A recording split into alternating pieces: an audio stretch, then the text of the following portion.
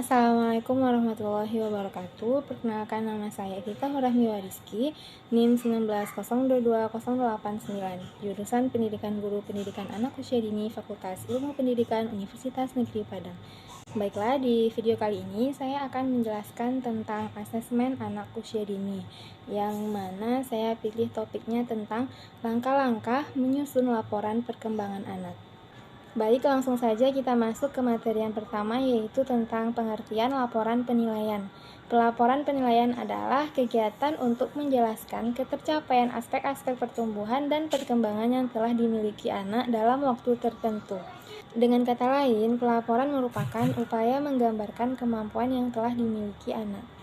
Kemampuan yang digambarkan meliputi semua aspek pertumbuhan dan perkembangan anak, yaitu dari nilai agama dan moral, sosial emosional, fisik, motorik, kognitif, bahasa, dan seni.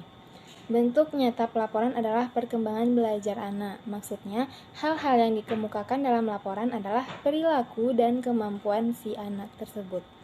Perilaku dan kemampuan tersebut menggambarkan ketercapaian dalam rentang pertumbuhan dan perkembangan anak yang diperoleh dari kegiatan pelaksanaan program yang diikuti anak. Laporan penilaian juga merupakan sarana komunikasi antara sekolah, guru, siswa, dan orang tua tentang ketercapaian perkembangan belajar anak dalam waktu tertentu. Hal ini merupakan bagian terpenting dari kerjasama guru dengan orang tua dalam membantu perkembangan anak. Oleh karena itu, laporan harus disusun sedemikian rupa dengan cermat, teliti, dan jelas agar mudah dipahami oleh pembaca, khususnya orang tua. Adapun aspek-aspek yang perlu ada dalam buku laporan diantaranya yang pertama yaitu identitas anak, seperti nama, tempat tanggal lahir, jenis kelamin, agama, alamat, nama orang tua, alamat orang tua, dan pekerjaan orang tua.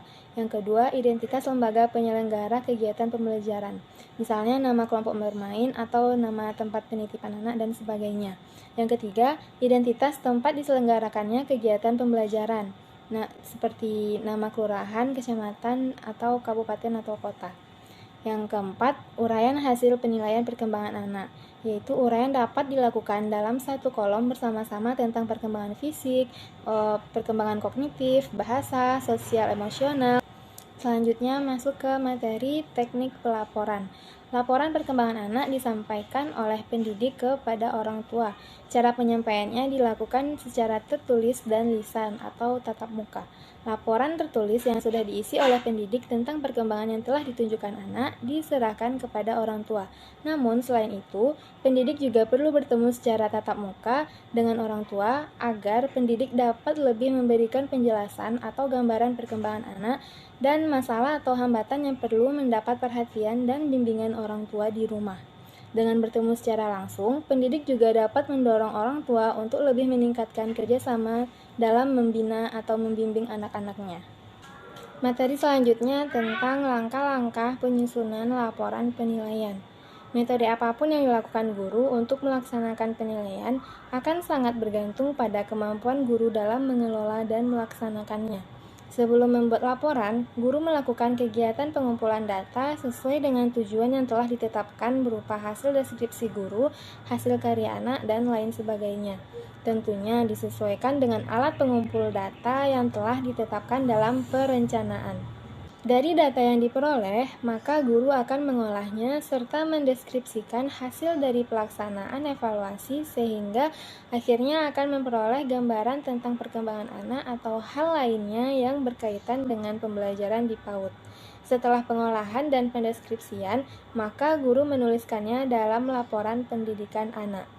Hasil penilaian guru tentang perkembangan anak selama 1 semester, maka pola pelaporan yang dituangkan ke dalam buku laporan perkembangan anak usia dini mengikuti kriteria sebagai berikut.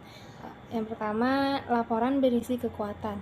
Kekuatan diambil dari kolom berkembang sesuai harapan dan berkembang sangat baik pada rekapitulasi penilaian bulanan yang terakhir. Yang kedua, laporan berisi rekomendasi yang berupa saran yang dapat dilakukan orang tua terhadap anak pada saat pengasuhan yang diambil dari kolom belum berkembang dan mulai berkembang pada rekap penilaian bulanan yang terakhir dan yang sebelumnya.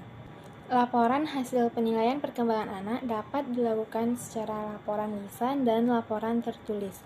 Yang pertama, laporan lisan.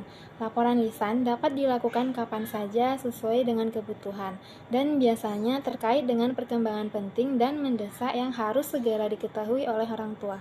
Beberapa perkembangan yang disampaikan secara lisan antara lain yaitu yang pertama, perkembangan penting yang karena sifat dan kebutuhannya harus segera disampaikan kepada orang tua untuk ditindaklanjuti. Yang kedua, perkembangan penting tersebut sulit disampaikan secara tertulis, misalnya karena sifatnya cukup kompleks sehingga perlu penjelasan. Yang ketiga, perkembangan yang akan disampaikan bersifat sensitif, sehingga apabila disampaikan secara tertulis dapat menimbulkan ketersinggungan pada orang tua atau pihak lain. Yang keempat, karakteristik orang tua yang tidak dapat memungkinkan membaca laporan perkembangan anak secara tertulis. Misalnya karena terlalu sibuk atau kurang bisa memahami bahasa tulis dan sebagainya. Yang kedua, laporan tertulis. Laporan tertulis biasanya dilakukan sekali dalam semester dan dalam bentuk deskriptif atau naratif. Hal-hal yang dilaporkan terkait dengan pencapaian perkembangan setiap kompetensi dasar menurut program pengembangan nilai agama moral, fisik motorik, kognitif, bahasa, sosial, emosional, dan seni. Beberapa hal penting yang perlu diperhatikan dalam penyampaian laporan secara tertulis yaitu yang pertama, penggunaan bahasa yang santun. Yang kedua, menyampaikan kekuatan dan keunggulan anak sebagai bentuk capaian kompetensi dasar pada setiap program pengembangan. Yang ketiga, apabila terdapat kompetensi dasar yang belum tercapai, maka disampaikan dalam bentuk rekomendasi yang bersifat operasional dan dapat dilaksanakan oleh orang tua. Yang keempat, penyampaian laporan tertulis hendaknya juga diikuti dengan penyampaian secara lisan kepada orang tua. Baiklah, sekian yang dapat saya sampaikan. Mohon maaf apabila ada kesalahan dan kekurangan. Saya akhiri dengan Assalamualaikum warahmatullahi wabarakatuh.